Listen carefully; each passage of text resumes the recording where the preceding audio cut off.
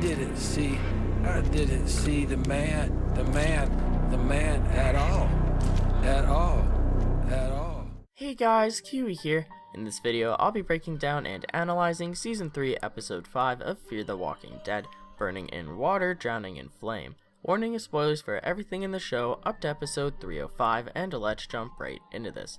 So the episode opens with an elderly resident of Brokejaw Ranch named Russ waking up to find his wife Martha zombified. He starts dancing with his zombified wife and actually lets her bite him in the neck. Martha is shown to not have her teeth in, so she's unable to actually bite Russ, causing him to shoot themselves both in the head with his pistol. Russ and Martha are the old couple that we saw dancing on the porch in episode 303, which just makes this even more saddening. Anyways, they collapse, causing the lantern to fall on the table beside them, and it burns the house down. Russ was one of the 4 founding fathers of Brokejaw Ranch, alongside Jeremiah and his friends Vernon and Phil. Although everyone at the ranch makes an effort to put out the fire, Jeremiah orders them to stop and save the water. This is a very depressing opening, setting the mood for the rest of the episode. So next we get to watch Madison as she goes out on the mission with Troy that she volunteered herself in 303. Nick and Alicia are hesitant on letting Madison go, but she goes anyways, and we'll get back to Madison's mission in a bit, but for now let's discuss what Nick and Alicia seem to be up to while she's away. For starters, Alicia acts rudely towards Jake while getting coffee or something, but then she goes and talks to him after at his place.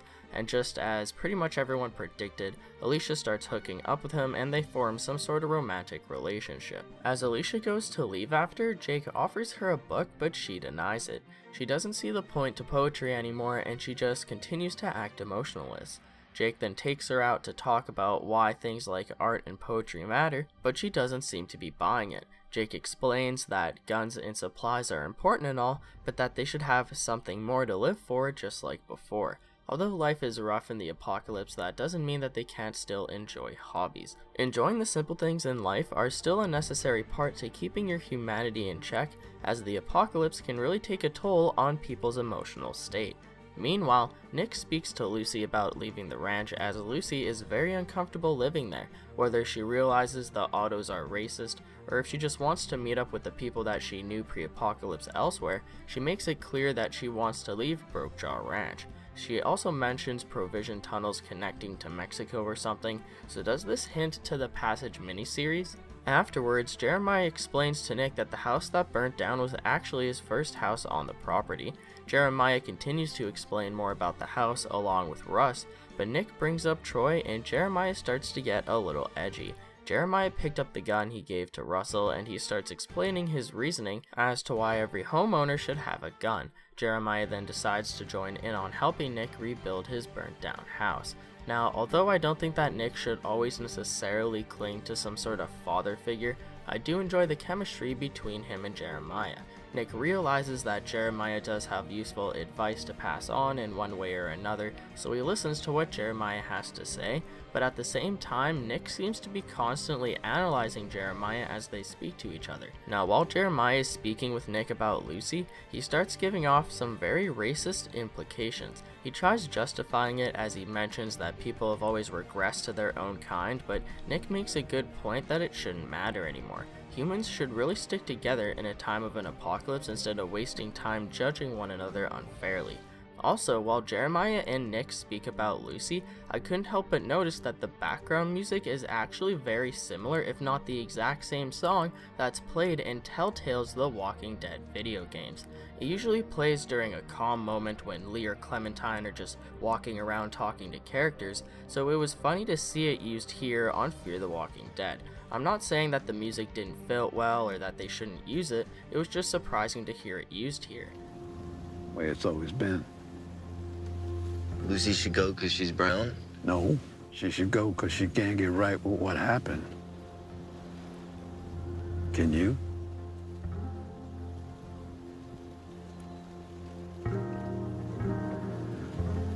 Folks say you gotta hit rock bottom before you can quit your demons. Anyways, Jeremiah tells Nick a story about how him and his ex-wife locked Troy in the basement one time and forgot about it until the next day.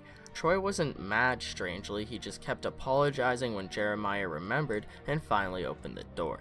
This story is yet another example as to why Troy grew up the way he did, as his mother was just irrationally mean to him constantly while his father was an abusive drunk. All Troy wanted was the love of his parents, and he constantly got scolded because he was taught improper morals and never got the help that he needed. And so as the scene ends, Jeremiah admits the true final straw that actually caused him to quit drinking. Apparently Jeremiah was incredibly drunk once while hunting deer, and he almost shot off his dick. It says a lot that out of all of his corrupt issues and his family environment, almost shooting his dick off was the wake-up call that actually caused him to straighten up. Now with all that out of the way, let's go ahead and look at Madison and Troy's side of the episode as they go on their mission to find their group of missing people. They come across the prisoner zombies and we get to see a bunch of crazy zombie killing action. Madison almost dies, but one of Troy's men aids her by killing one of the walkers attacking her, giving her enough time to defend herself against the others. Troy seems to be almost enjoying the violence, and it kinda reminded me of the way Abraham smiled while killing zombies in the original Walking Dead show. So as their group comes across what looks like a gunfight, Troy's men say that they want to leave, but Troy wants to find out what happened to his men once and for all, while Madison wants to find the people who killed Travis. As their group searches a deserted town, they find bloodstains everywhere and eventually find their missing group burned in a pile. This leads us to them finding a man sitting on the cliff with a crow poking at his head, and it turns out to be Phil, the leader of the group that went missing, along with being one of the 4 founding fathers of Brokejaw Ranch. Now this scene was just absolutely gut-wrenching. The way Phil is repeating that nonsensical story, it just sent chills down my spine and made me feel very uncomfortable. I love the way that they only panned over to his head as Madison and Troy finally figured out what was going on, leaving us to be confused alongside them originally. And kind of as a fun fact, in the original airing of the episode they show a clear shot of Madison stabbing her huge knife into Phil's head, killing him, while the clip officially released on AMC's YouTube and website censored the actual knife going into Phil's brain for some reason. Anyways, this sticks out as one of the most gruesome scenes out of the entire show, at least in my opinion. So this is where we get the introduction of the character Walker as he ambushes them and takes all their supplies. We've been getting teased this character since the season 3 premiere, and here he finally is. Now, why does his name have to be Walker? Didn't they realize that calling him that would be slightly confusing considering that we call zombies walkers in this universe?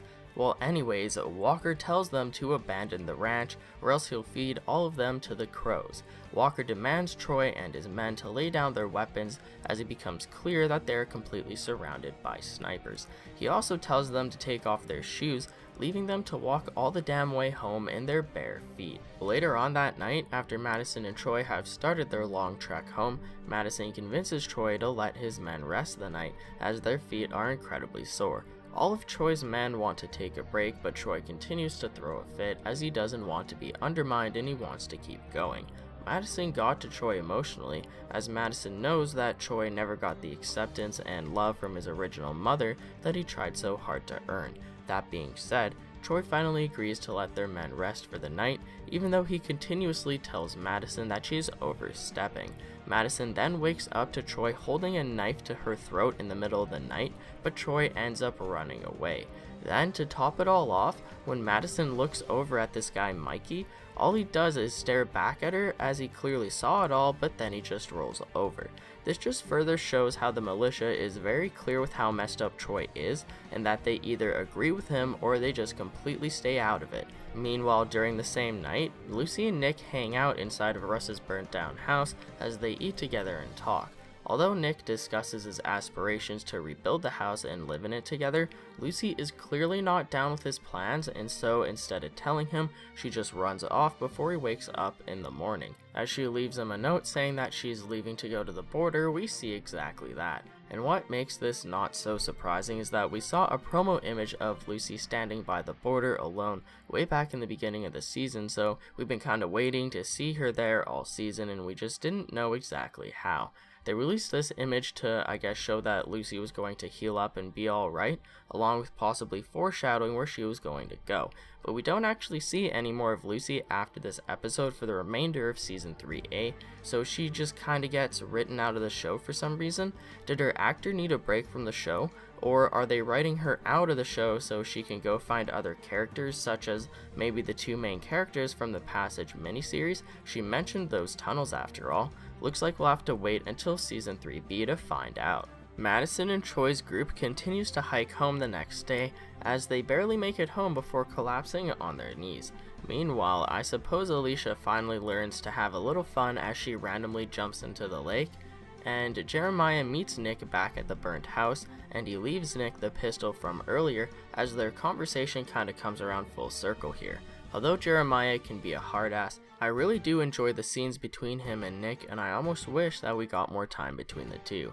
Now, although that ends off the episode, there's actually a decent section that I haven't talked about yet. We get to see the continuation of Daniel and Strand's adventures together, along with how it eventually comes to an end. Although this is happening at the same time as the rest of the episode, it does not directly connect to any other of the storylines currently, so I decided to group it all together at the end of this video. So as Strand and Daniel are cruising down the road in Strand's new car that he got from that chick at the hotel, Daniel gets mad at Strand for not driving through a horde of zombies on the road. Daniel is very impatient to get back to the hotel, as that's where Strand said that Ophelia is waiting. Now, during the beginning of this scene, we actually get some clarification as to what their plans are and what happened to the people they were with. They left Lola and her people in charge of the dam apparently, as Daniel says that she'll be fine until he gets back and that Ophelia needs her now. Now here, Strand actually tries worrying Daniel about the safety of Lola, as he says that the water will attract raiders and such. Daniel seems convinced that he wants to get back to the hotel, but Strand actually ends up telling Daniel to prepare for the possibility of Ophelia not being at the hotel. Daniel confronts Strand on this, and the tension between them rises. Daniel then tells Strand once again to drive through the horde of zombies, and Strand actually does it, as he's drawing a very fine line between the two of them. Next we see they're taking a piss break, and we can see that the front of Strand's car is definitely pretty dented and beaten up from driving through that horde. Strand and Daniel arrive back at the hotel finally, and everything has gone to shit.